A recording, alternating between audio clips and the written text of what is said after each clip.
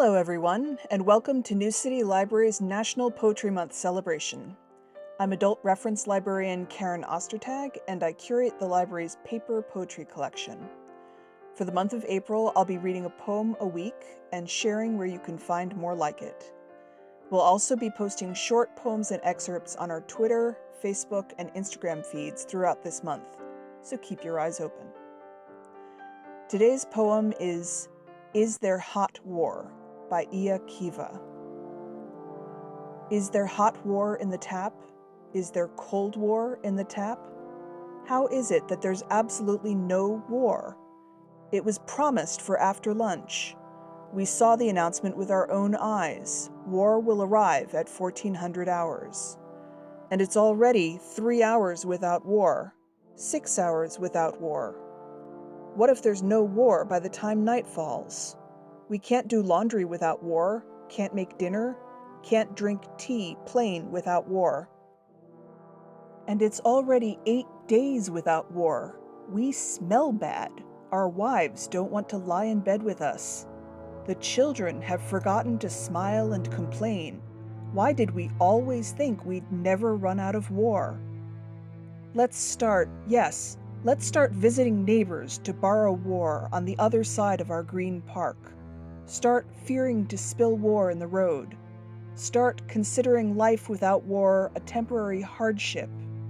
In these parts, it's considered unnatural if war doesn't course through the pipes into every house, into every throat.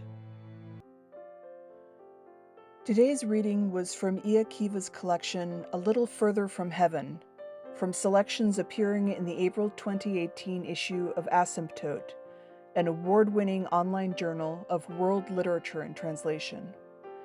It was translated by Katherine E. Young and is available online at the link below, where you can also hear the author read it in the original Russian. Iya Kiva is a Ukrainian poet and translator who writes in both Russian and Ukrainian. In 2014, when Russia forcibly occupied Ukraine's Crimean Peninsula, Iya's hometown of Donetsk became a battleground. Friends were wounded and killed, and she herself was forced to flee over her outspoken support of Ukraine. For the past 8 years, she's lived as a war refugee in Kyiv. She says she began to write completely differently after her harrowing experience. Once a formal poet, she now writes mostly in free verse and montage, generally scorning punctuation. She writes that in wartime, luxuriant metaphors seem superfluous to me. Difficult times demand simplicity in speaking. I don't mean semantic simplification. I mean something like the inability to put on a beautiful, expensive dress if everyone around you is a beggar. If this poem moved you, I would recommend 2 more collections of modern Ukrainian verse from our library system.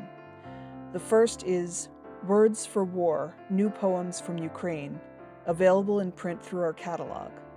And the other is The Frontier, 28 Contemporary Ukrainian Poets, available on Hoopla.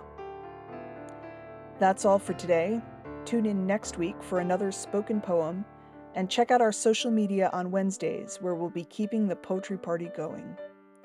Don't forget, you can check New City Library's YouTube channel for lots of other great material from our staff. Take care, keep calm, and read on.